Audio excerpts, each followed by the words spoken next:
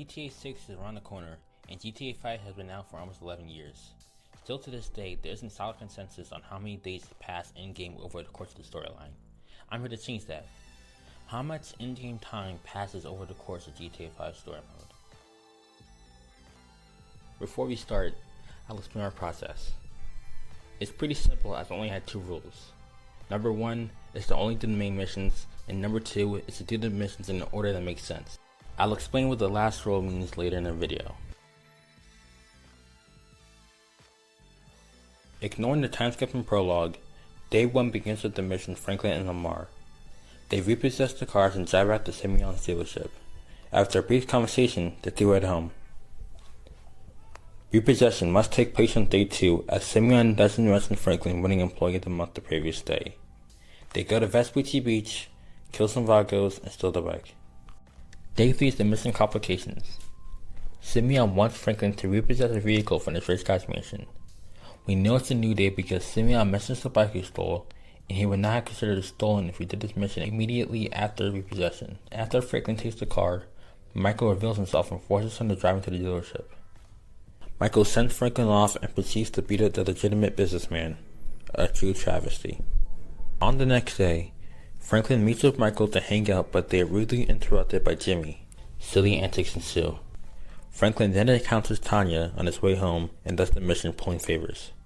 He can't seem to catch the break, as when he finally does arrive home, Lamar shows up and the mission chop occurs.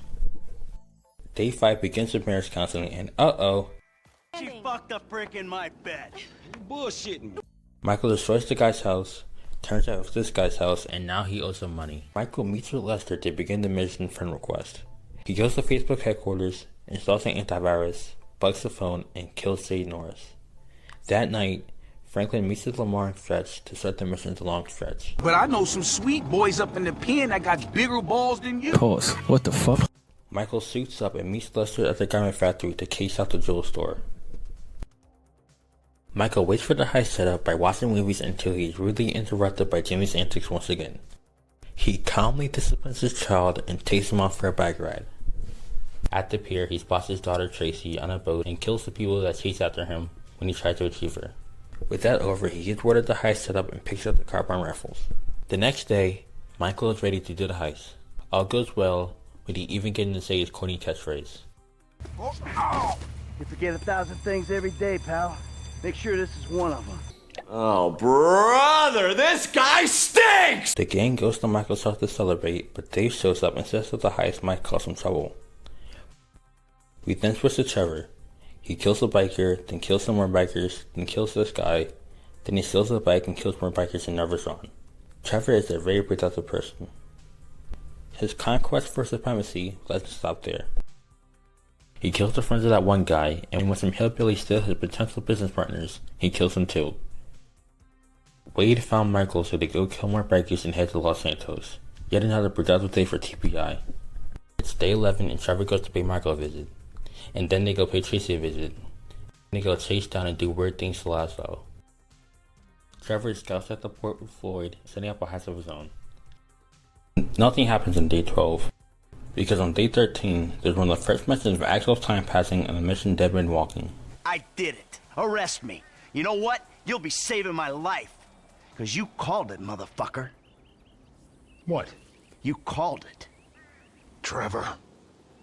A couple days ago. This means that while the mission is available immediately after Fame or Shame, it has to take place at least 2 days after. Michael sneaks into the morgue and informs Franklin about Trevor.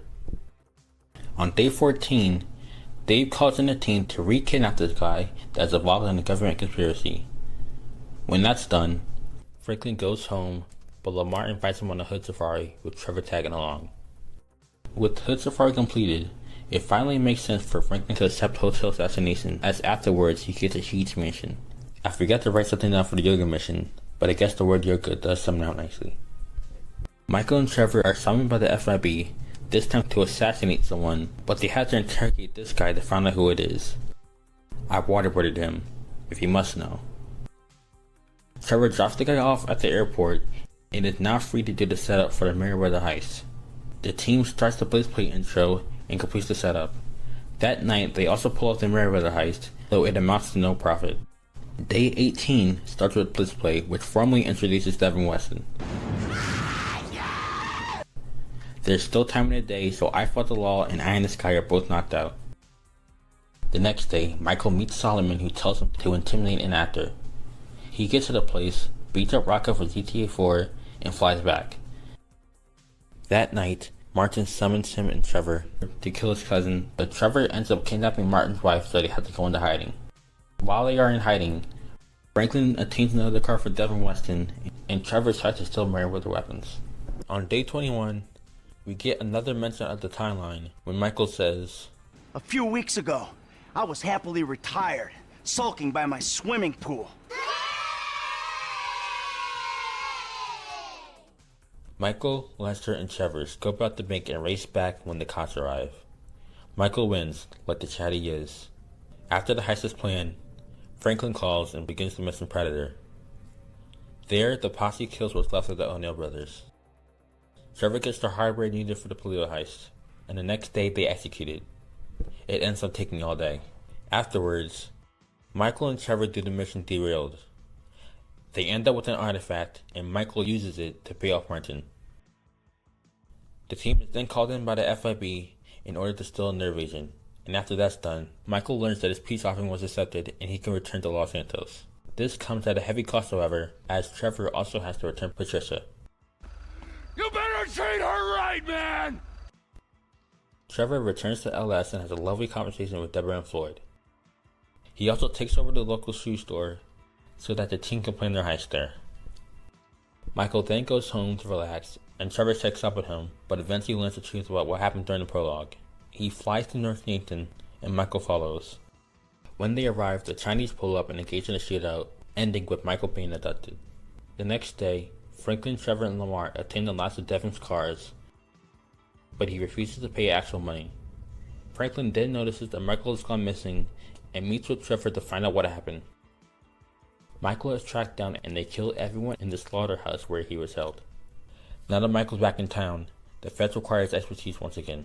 This time he tracks down a janitor that works in the FIB building and steals his stuff. Jimmy's back, and he finally wants to reunite the family. Michael picks up Amanda and Tracy, assaulting their male companions along the way. Franklin picks up the architect's plans, which allows Lester to plan the bureau raid. They execute it that night, now that everything is set. Dave sets up a meeting with Michael after the heist to debrief. The feds show up, and a shootout breaks out. That's gotta hurt! As Michael attempts to escape, Trevor shows up and helps. When they're home free, the duo puts the big score back on the menu. Later, Michael checks up on Solomon, who is currently being beat up by Rocco from GTA 4. He kills Rocco and heads back to find that he's being credited as a producer for Meltdown. Switching to Franklin for Lamar down, Tanisha informs him that Lamar has been kidnapped by the Ballas. He calls up the squad and the Ballas are quickly taken care of. The feds also show up at the end and tells Franklin to kill Trevor. Devin shows up at the movie studio and wants to cancel Meltdown. Molly takes the film roll and Michael chases after her. She ends up being sucked into the jet engine. That's a three-pointer! Molly died as she lived, pointlessly. You believe that analog thing? It's all digital.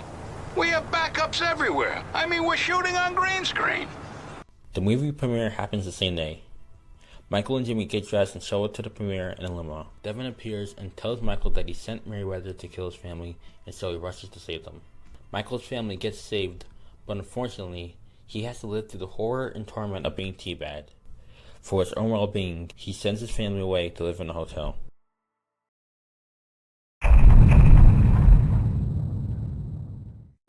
The end is near. The team plans the big score and spends the day collecting the hardware required to pull it off. The squad pulls off one final heist.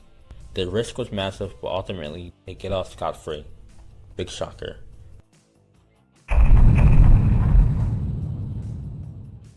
As Franklin relaxes at home, Devin shows up and orders him to kill Michael.